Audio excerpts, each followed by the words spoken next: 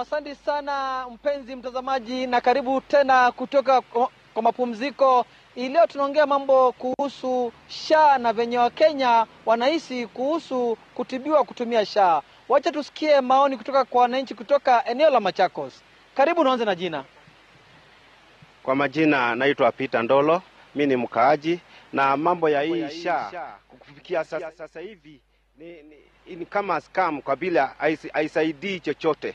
Tukienda kwa private hospitals, tukienda hospitali yale makubwa hapa Machakos, unaambiwa SHA hiyo kadi yako haina pesa, account haina pesa, hauwezi ukatibiwa. Hata kwa nini ukienda kwa mambo ya casualty unaambiwa hakuna kitu. Kwa hivyo na mimi mke wangu ndio main contributor na ni civil servant. Anakatwa 1100 kila mwezi. Hata yeye mwenyewe imsaidia, alienda kwa macho akaambiwa hiyo kadi haina kitu, haiwezi kasaidika. Kwa hivyo kwa sisi saa hii, kwa vile tulikuwa tunakombea na previous experience ile ya National Hospital NHIF card, NHIF was a comfort zone. Hiyo ilikuwa convenient kwa kila kitu. Sasa hivi mambo ya SHA unaenda inakuwa prostitution.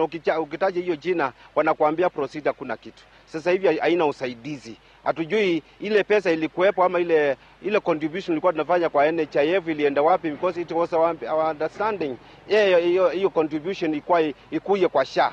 Na hiyo kwa SHA pile tunaambiwa hakuna kitu na hakuna kutibiwa. Hata hiyo ndio inatusumbua, sababu sasa hatuna kinga, hakuna kuamini hii kati kwa ukienda hospitali. Tunaomba tu Mungu tusisidiwe na utipate accident yoyote, sababu mama hospitali yale tunafaa kupata usaidizi kwa haraka, hawashukui mambo ya SHA. Kiambiwa kunaambiwa turudi hakuna kitu.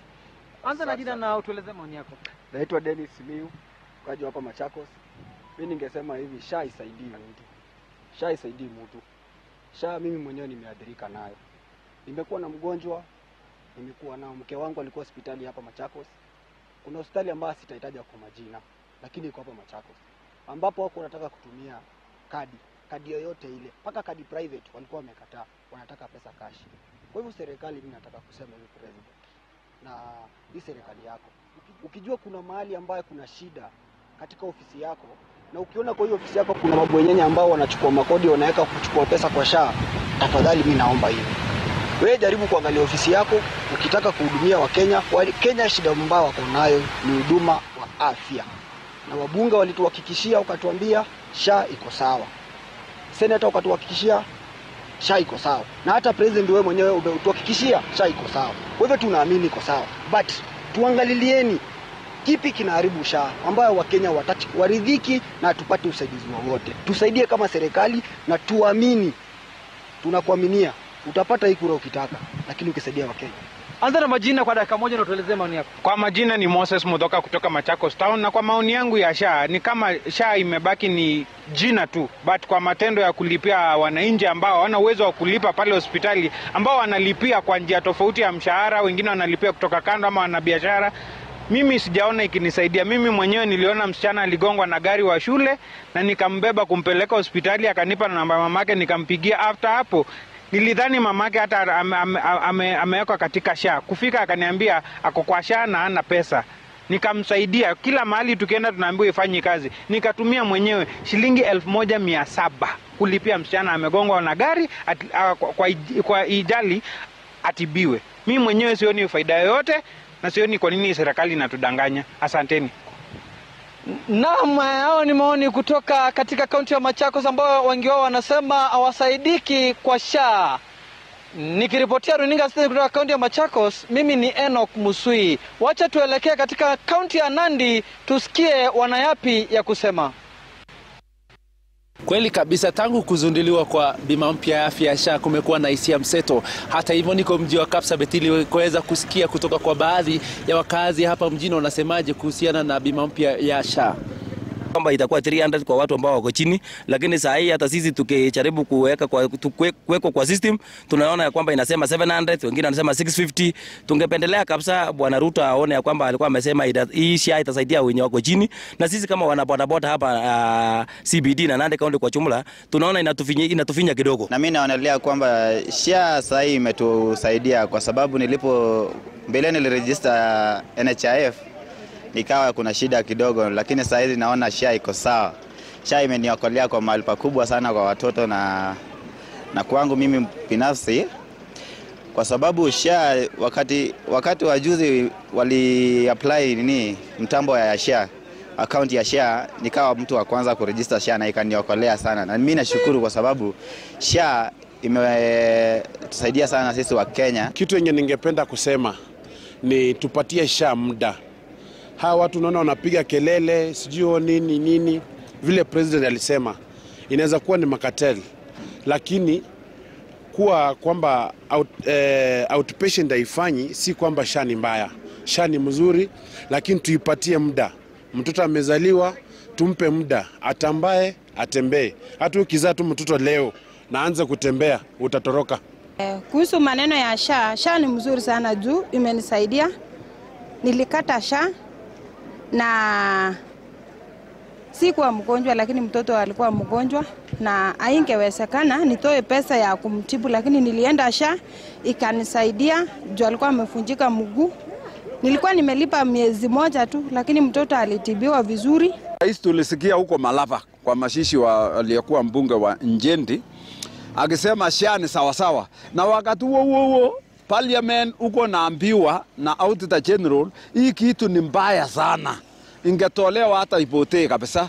Na kwa nini sasa rais anaenda huko Malapa na amewacha watu ambao ameachiri kazi na wako na huyo expertise ya kusema hii kitu si mzuri sana? Na kwa nini analao hii, anatuambia hii ni mzuri na pande ile tunaambiwa hii ni mbaya?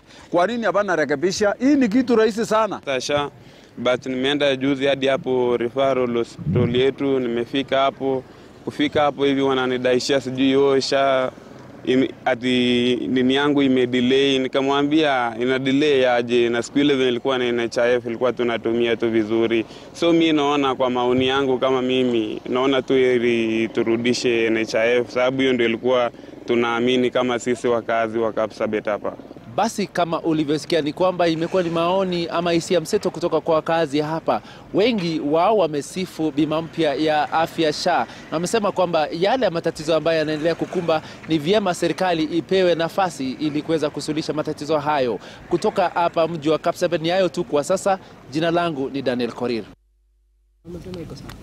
Na mtazamaji, na tunaendelea na mjadala hapa, tuzungumza na viongozi, lakini pia kuna kauli zilitolewa na baadhi ya viongozi. Pia rais wetu alizungumza kuhusiana na masuala ya SHA. Nitaanzia pale ndani ya Seneti, alafu baadaye nisikie kauli pia za rais, alafu tukija hapa tuzungumze kwa ziada baada ya kuchanganua kauli hizo.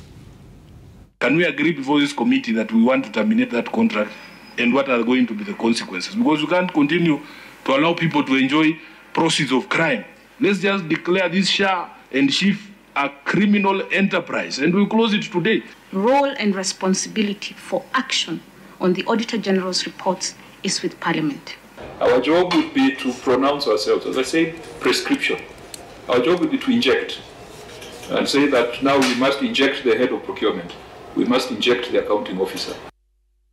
Kwa sababu it is the biggest program tuko nayo kwa taifa la Kenya, pengine itachukua muda ishike laini, lakini believe you me, it is going to work. Believe you me. Tunaamini Mungu, Kenya hii itabadilika. And they are going to make sure that that system will not be paid for by the government of Kenya.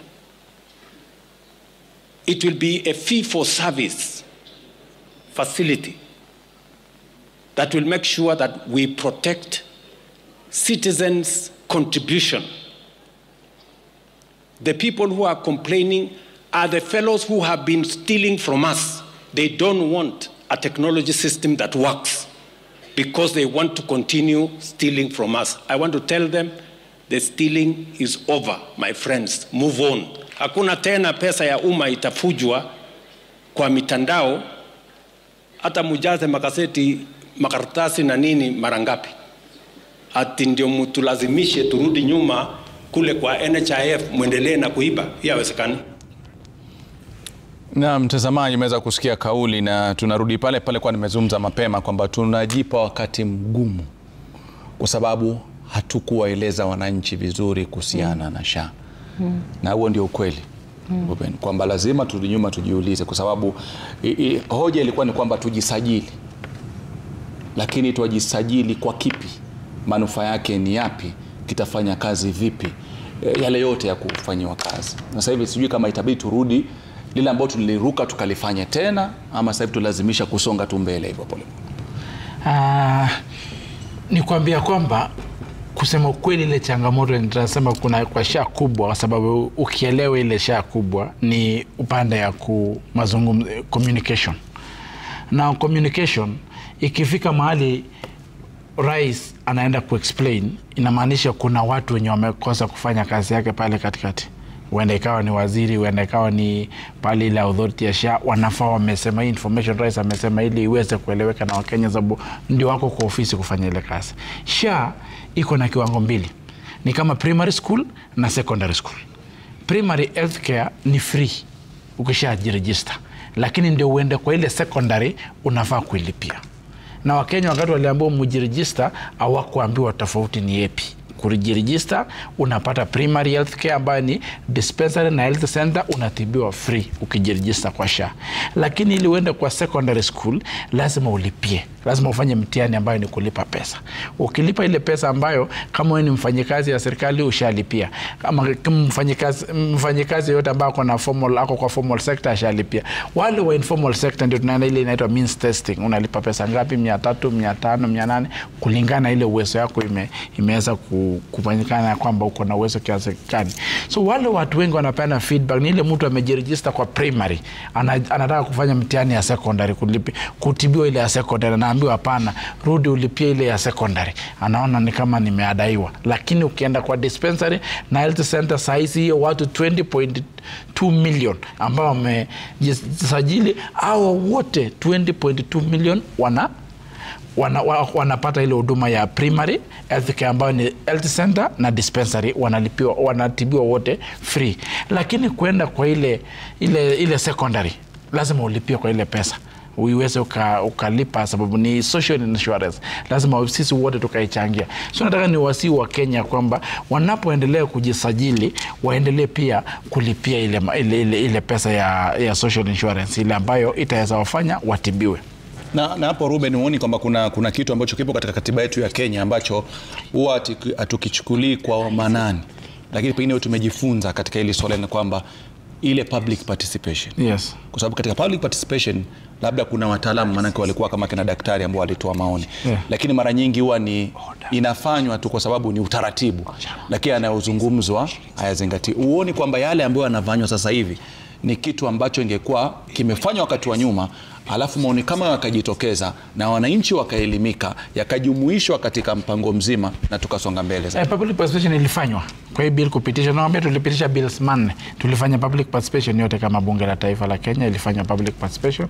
Ilihusisha stakeholders wale wote. Kenya inafanyika ni ile watu waja communicatiwa, kuna communication challenge hapo, watu wajaelewa. Nikishajiregister tu kwa SHA napata huduma epi na gani na gani. Nikilipia ni gani na gani na napata. So hiyo communication ku break down ile tariffs ya kwamba unapata hii kwa hii, unapata hii kwa hii, ndio kidogo wamechelewa kama wizara na ile authority ya SHA kuelimisha Wakenya ambao wanafaa wafanye kuelimisha. Lakini kusema ukweli ni kwamba ukilinganisha, sababu lazima ulinganishe na ile NHIF na SHA, ni kwamba vile rais ameongea na ameongea vizuri sana. Mtu akiongea ni kwa ile kauli tumesikia hapa, kuongea kwamba turudi nyuma kwa NHIF ni kurudisha hii Kenya miaka 50 nyuma, sababu hii SHA ile benefits iko ni mingi kuliko yale yalikuwa kwa NHIF kwa umbali sana. Shida tu ni mali kwa kubreak communication na Wakenya pia kukubali ya kwamba kitu mpya ikikuja si lazima tupige vita. Si lazima kitu mpya ikifika yote. Wakati ya fertilizer kulikuwa na fertilizer, kila mtu alipiga vita fertilizer. Sasa hivi tukiongea fertilizer imepeanwa country mzima, Kenya mzima fertilizer, hakuna mwenye ameongelea juu isha work washaelewa. So Wakenya wasione kwamba kutoelewa ni kuna ukora ndani. Hamna ukora, ni ile wenyewe wajaielewa, bado hawajaichukua kwa makini Kenya inafanyika kwa ile SHA. So nataka niwaambie Wakenya wakuwe na subra na waelewe na waiweze kuielewa na wajue nikilipia SHA nikijiregister tu bila kulipa chochote, hiyo 20.2 million hawa wanapata huduma ya primary, lakini kwenda secondary lazima ulipie. Kuna Kenya daktari amesema na tunataka kufanya budget. Na kuna kitu ambacho umeweza kuzungumza na pia ningependa kuzungumza ni kwamba nafikiri si kwamba Wakenya hawajaielewa lakini kinachoambiwa mbele yao hakieleweki.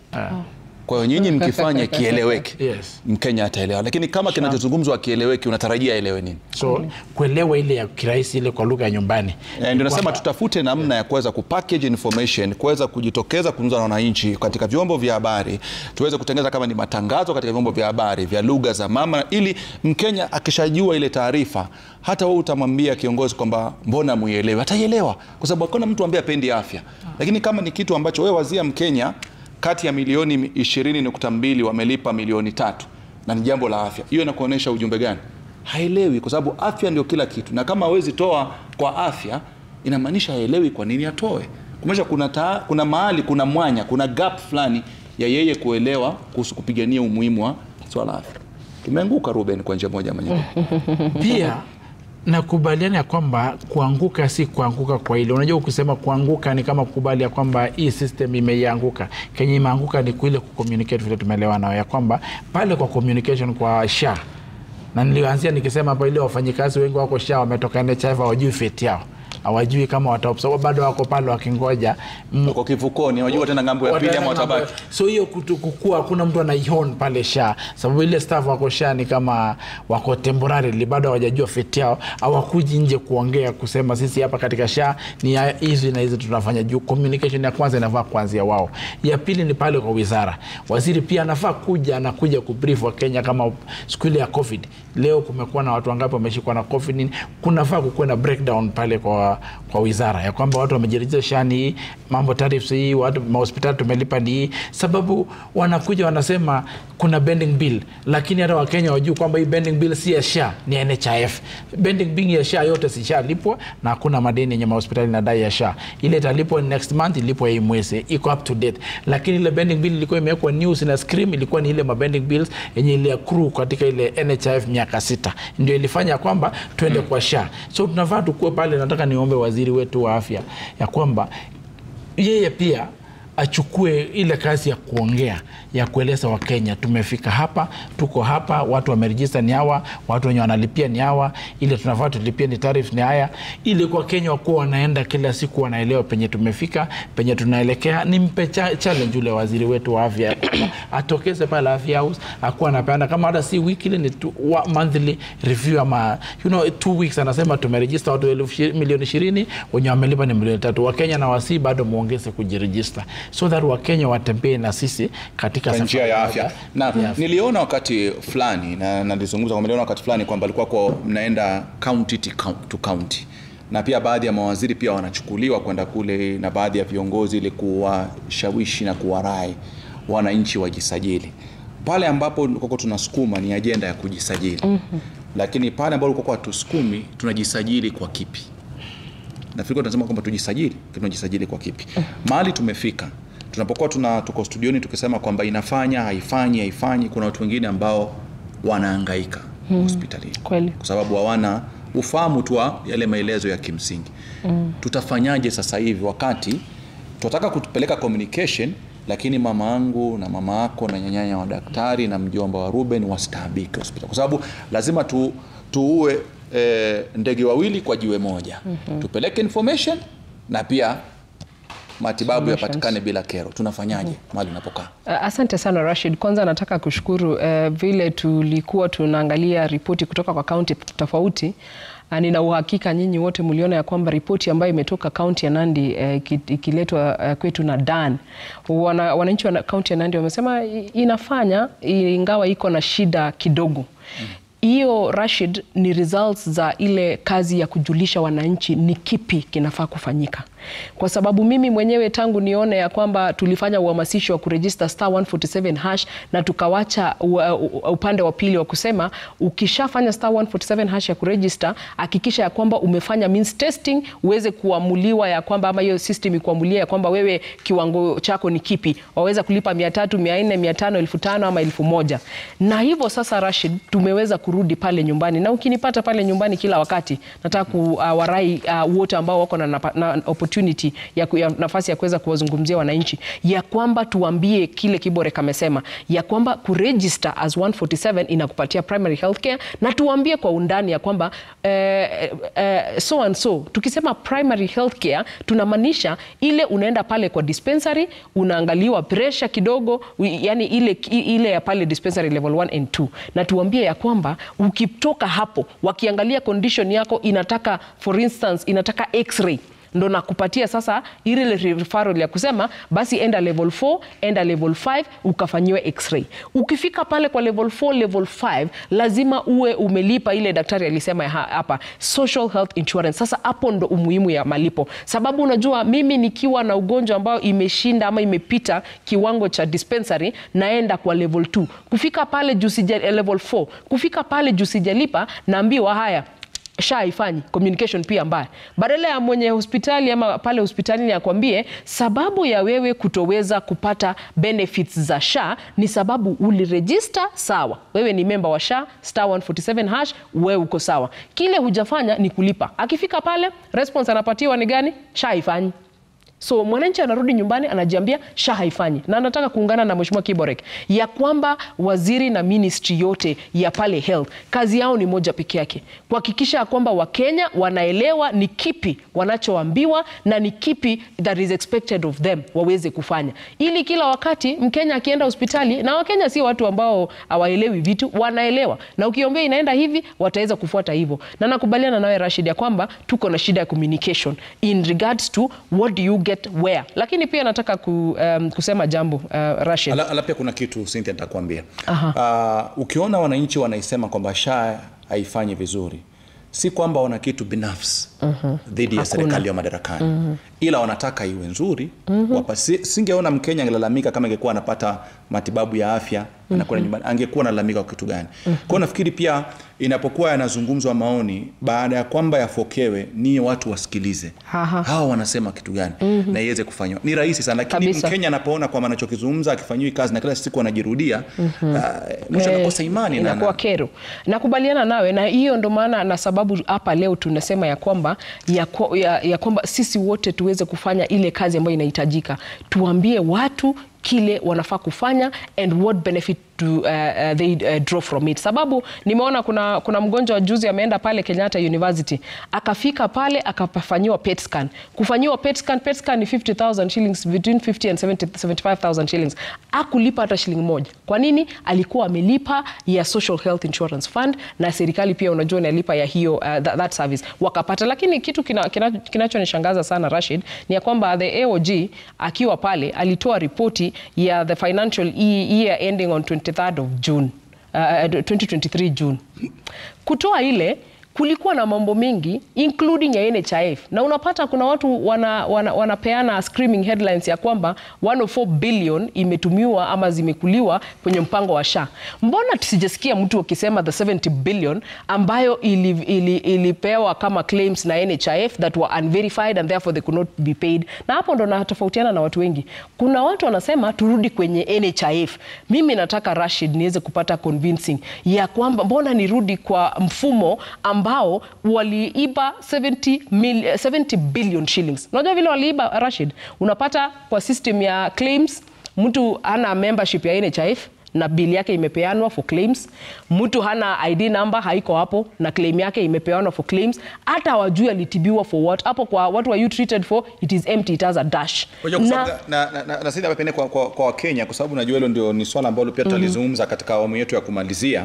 Kwa nini watu wanalalamika? Kwa sababu anaona kama ingekuwa ni hivi kwamba hata ino mpya, nitatumia maneno alitumiwa na ndugu yangu kakangu Ruben, kwamba hata ino mpya ieleweki, mtu angeuliza basi tungerekebisha ile. Kwa sababu Mkenya anazungumza hivyo kwamba basi kama kweli kwako mazungumza tu ufisadi mwanya, situngeziba basi ufisadi tukabaki na ile kuliko mtulete mpya ambayo mpya ieleweke. Naona daktari anataka kuleta busara zake, Daktari Kagombe. Wazungumzaje kusema hilo? Maana kwa Kenya wengi wamesema ilikuwa kwa ina haraka gani?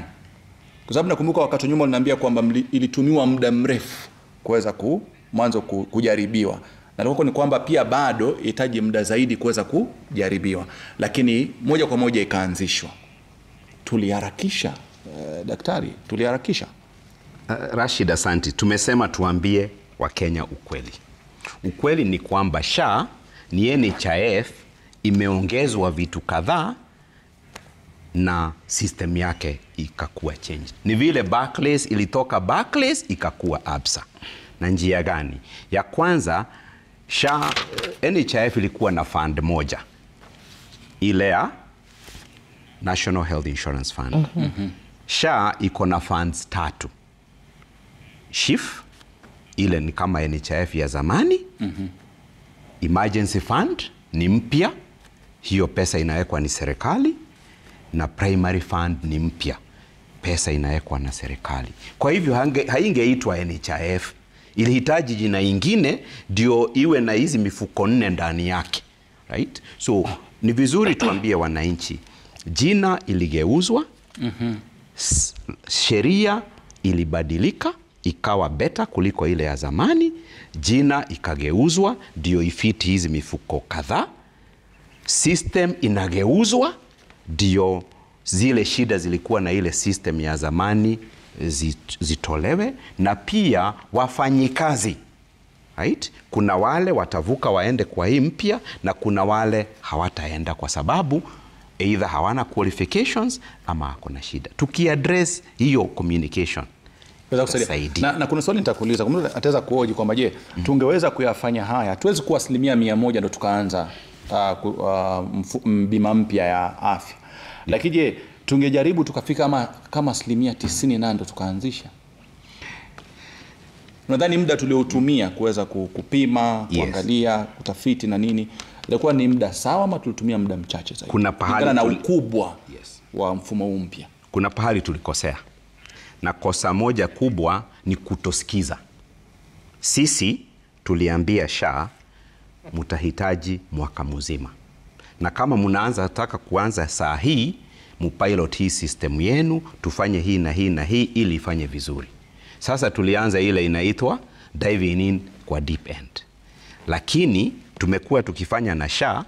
Sasa zile shida unajua ukiingia maji straight na swimming uko na shida kiasi, ni lazima kuwe na lifeguard. So tumekuwa lifeguard, na shida nyingi zile tulianza nazo zimeisha. Ukikumbuka mwanzoni, ukienda hospitali hungetibiwa kwa sababu hauko kwa system. Claim haingelipwa kwa sababu system haiko tayari. So mambo mengi yale ya mwanzoni yameisha.